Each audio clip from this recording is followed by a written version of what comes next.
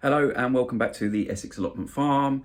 For those who are new to the channel, I'm Alex. I'm a commercial grower for my veg box service, farmers markets and some chefs here in Essex. Today's video is going to be about a seedling update. Now, I haven't sown a great deal, but I have got some stuff going on. You'll be familiar if you've watched any of my recent vlogs. But you knew that anyway because it's in the title and that's why you clicked on the video. Thanks, I appreciate that for clicking on the video. Don't forget to like and subscribe and do all those things if you're interested in following my journey. Anyway, I am indoors at my home and I'm going to take you through what I've got growing on, what I've just been potting up that you saw in the first clips. An update on the peas that we sowed a couple of vlogs ago, which broad bean variety I decided to go for, which onion variety I decided to go for, all due to your recommendations and advice in the comments on some of my previous videos. So let's jump straight into it and start by looking at the chilies that I've had going since the beginning of January and the ones that are now ready for some of them to be potted on. So first of all, let me just talk you through my setup before we look at the chilies in more detail. What I should say is this is my really early sowing sort of setup that I have indoors where it's nice and warm, you know, like normal house temperature, heating on and off at various different points of the day, etc., etc. We're in a conservatory and that's not south facing, but it gets plenty of light. And then I'm supplementing the light because there isn't enough daylight hours with a grow light on the top there. What I should say is I've got this whole setup replicated maybe 6 or 7 times bigger in a garage unit, which is out the back of my home, sort of over that edges over there. And when the outside temperature warms up a little bit, and you'll have seen if you followed my story from last year, I've got this set up, very similar, but like I said, maybe 4 or 5, 6 times bigger in there. And as I get further into the season and do more seeds, we'll come out of the house and into the garage setup. But it's only got a little bit of heat and I'm only doing a small number of seeds this early on to give myself a kickstart. So I don't need the space just yet. So that is the setup. Oh, sorry, one thing I should say is that is a heated propagator. So that's heat from below, a little bit of warmth from the lights above and the grow lights to give additional heat. Additional light, but I guess that's in the clues are in the title. That is a heat. Oh, what am I talking about? That is a grow light and a heated propagator. I got there in the end. If you are new to my channel, I waffle quite a lot and I make lots of mistakes when I'm talking and I don't necessarily go back and re-edit them because, well, time is money. So let's jump in and have a look at the chilies.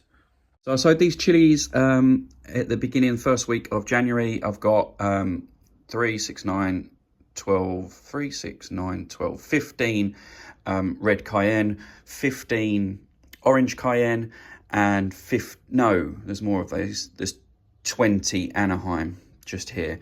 These just give me a bit of a head start. There's obviously nowhere near enough chilies for the amount that I'll be growing this season, but these are my really early starters, and as you can tell, and you saw at the beginning part of the video, some of them are getting to the stage where they need to be potted on, which is what you would have seen in the start of the video. So these are looking really healthy. I sowed these in core blocks. I got sent these from Core Products to try. I'm not a massive fan, but these are doing really well, so maybe they are changing my mind. The germination rates were fantastic and they're nice and healthy, and so yeah, they're ready to pot on. As you'll have seen in the sort of beginning clips of the video, I take the little biodegradable sort of, I don't know what it's made out of, meshy sort of thing that does break down eventually, a way to stop any root growth restriction. And yeah, that's why I'm potting them on quite early so that the roots don't get too tangled up with that mesh and I can take it off nice and easy. But yeah, that's a positive start to the season. I had, like I said, a decent germination rate and they're looking particularly healthy. So the second thing that I'm trying this year is soil blocks. My mix is a 50-50 with just multi-purpose compost and some core. which is, if you don't know, is I think made out of the coconut sort of husk from the outside of coconuts, but don't quote me on that. These in these trays are my very early aubergines. So they're long purple aubergines. There's 5, 10, 15, 20, 25 in each of these 20 in each of these trays. They were sown maybe a few days ago. Beginning part of the week, actually. Beginning part of last week, so last Monday. They've been in there a week. And I'll just spin the camera around 1 second. I don't know if you're going to be able to pick this up, but you can just see that they've started to germinate a week in, which for aubergines is really, really, really good. Obviously, with those in the heated propagator under the lights, they need lots of warmth, so that's why they're under lights as well as in the heated propagator. These lights do give off a little bit of heat, and then I've got the cloche that goes over the top to trap in all that warmth. The risk with these soil blocks this size, they're a centimetre squared, is that they dry out, so I'm having to be really careful about that, but I'm fine with that while they're indoors because I walk past them 15, 20 times a day.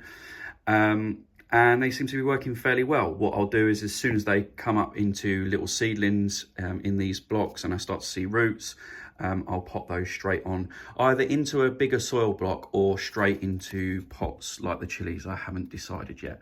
But yes, that's the first aubergine variety, long purple, which I'm giving a go in soil blocks because I've got lots of seeds and it doesn't matter if they don't. I've got lots of long purple seeds, so it doesn't matter if it doesn't work particularly well.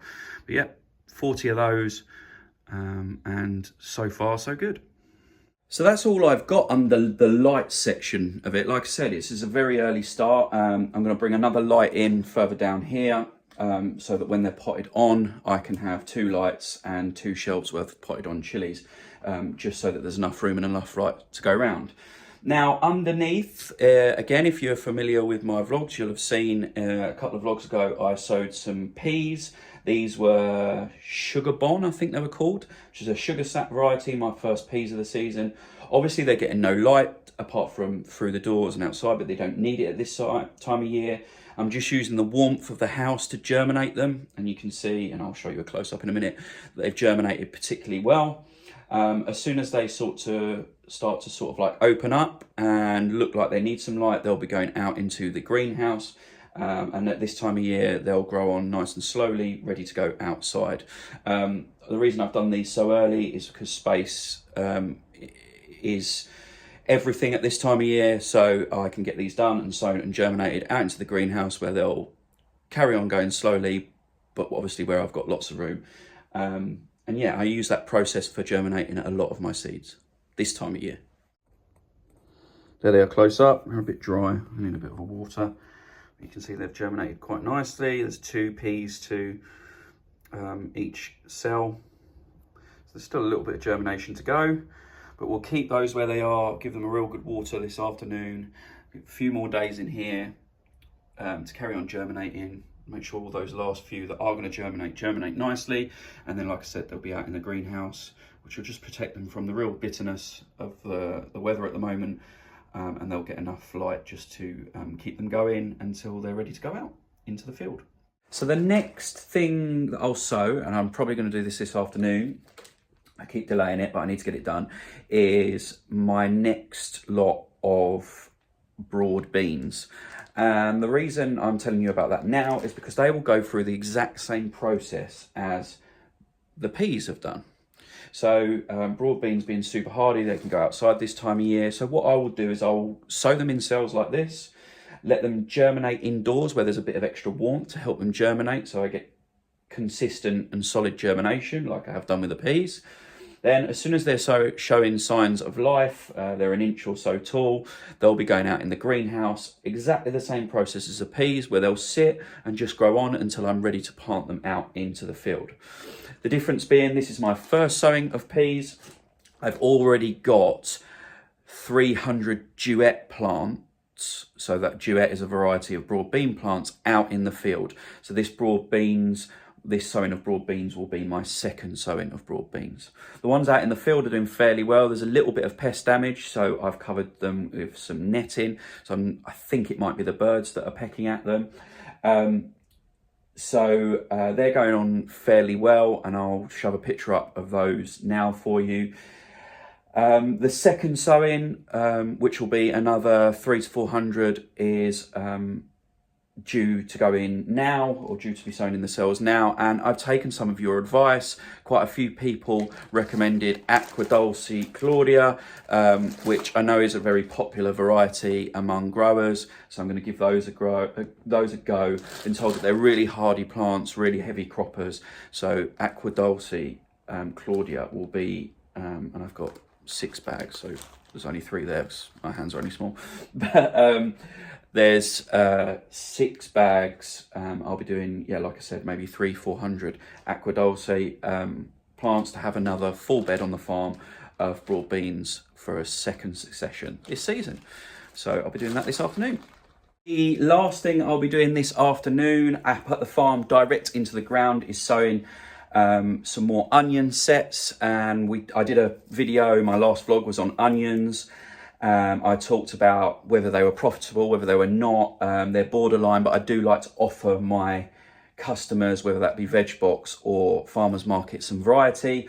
And I was looking for, or I asked for recommendations for some unusual or more rare varieties or types of onions to help aid the profitability of them, but I won't go into that again. You were there if you've watched it before. If not, go back and have a look. And again, thanks to some recommendations in the comments and some people on Instagram as well, I've gone for Roscoff.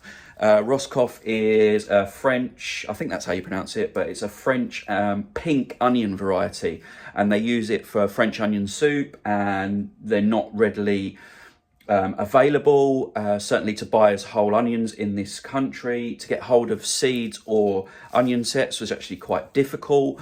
Not many people stock that particular variety, so that excites me. They are very pink in colour when they're fully grown, almost in between a brown and a red. And this is just from pictures. I've never grown this variety before. So thank you so much for those recommendations. I got 1.5 kilos of onion sets, which that's only 250 grams, but 1.5 kilos of onion sets, and I'll be putting those in the ground direct this afternoon at the farm. So again, thanks for your recommendations, and I'll keep you updated as the season goes on how they get on. So that is it for this vlog. Quick update on what I've got growing on at the moment and what I've been sowing. Not a great deal. I've obviously got 3 or 4 more aubergine varieties to sow, quite a few more chilli varieties to sow, but I'll talk to you about those when I'm actually sowing them in the beginning of February, middle of February. Thanks for watching this vlog. I hope you found it interesting, and I'll see you again soon. Bye bye.